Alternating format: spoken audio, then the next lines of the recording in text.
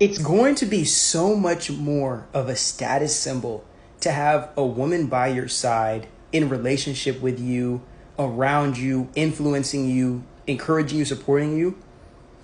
On the other side of this mass women's awakening movement, because it's going to be her knowing herself what she needs and then choosing you as a man to complement that process. How crazy, like, it's not her being tossed around in some fucking capitalist exchange anymore. It's she knows what she needs for her optimal development, and then she can go find or allow a man to come for her in that state to amplify that.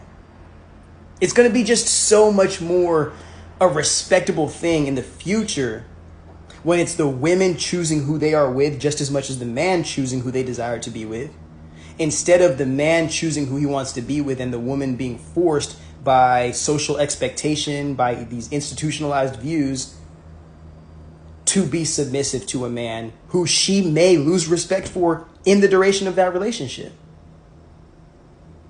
It's the patriarchy tries to say, hey, you know what? Women are very complex and they don't know what they want, so we're just going to decide what they want for them.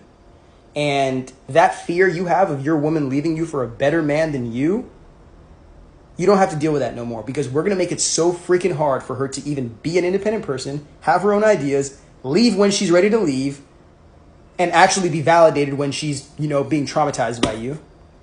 So let's just make this deal between you, just us men, all right?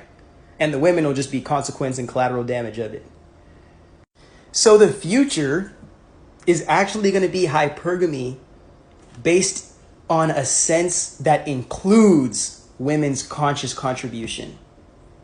So the women that, like the men that are chosen by women, it won't be just because men created a standard and then kind of just like force all women to assimilate to liking that. Women will be able to get in their own communities, assess men on their own time, develop their own ability to like decide how we can coexist.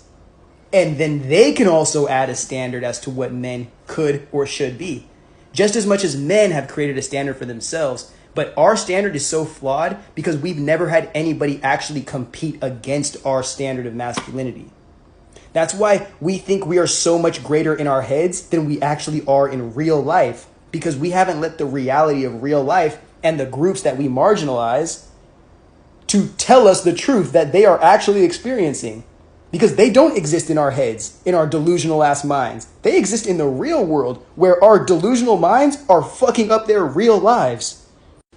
So after or during this drought of Punain that's about to go down, and all the men who are about to lose the women in their lives, they're about to lose the people they wanted to court, they're about to lose respect for independent women.